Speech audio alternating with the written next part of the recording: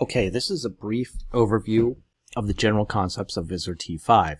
So if you're coming from Vizrt T3 or Vizrt T4, then this will show you the quick little things that are different between the two interfaces here. Here we are in Vizrt T5, and what you can see is that the interface is a little bit different. There's no longer the 4-quadrant system simply. The interface is now darker, and what's more, we can drag windows around now. So we can take a window from one area of the user interface and drag it into another area, and or just use it as a standalone window, which is entirely different from Vizrt T3, where we can only resize windows by clicking and dragging that to make it bigger or smaller. We could not take it out of its perspective placement and put it somewhere else. And you'll notice also, new to Vizrt T, when we do drag these windows around, we get a new interface here to direct where it's going to go. So we can go to the left here, we can go to the right, we can go to the bottom, top, and or if we want to do the same down here, it will direct us into these windows down here where we can let go and place it wherever we want. Now, working in Vizrt T5 is basically a drag and drop interface like the others. And what I mean by that is that we could come into our plugins, for example, and drag any type of object, plugin, image, material into our scene tree, and then drag these things around as well. So we could drag them around within our scene tree, we could drag them around over within our scene editor window, and what's more, we can continue to add to each one of these containers by, again, clicking and dragging things. And at any time we can get rid of things by clicking and dragging as well.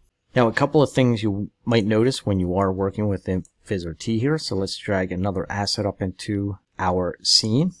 We'll just place a color on that quickly to see it. Now, when I go into the transformation axis, there's going to be a couple of things you notice. Number one, everything is blue, or the highlighted currently active parameters within the container are highlighted blue. So here, by default, we clicked on the transformation axis header. These things are highlighted blue, but anytime we come over and highlight one thing, such as the Y position, you can see that there is now a blue box around that, letting us know that that is now highlighted, and that is the active parameter. If we wanted to come down here to the scale, you can see how that blue box is now down there as well. There are two render modes within Vizrt T5. There is a classic mode and a Viz Engine render mode. Now you can see when I switched over to the Viz Engine render mode, the classic materials no longer work. So there will be some variations between the render mode that we are working in. Any variable or parameter within your editor not supported in the current render pipeline will be grayed out, and you will not be able to use it. Now, at any time, there is a redo button. So if you need to redo anything at any time, it's within the scene tree, and you can just hit the little back or redo button there, and that will redo everything that you've just done. If you do have a variable that you changed also and you want to get it back to what it was, you can just double click on the little blue variable, and that will reset it back to its default parameter.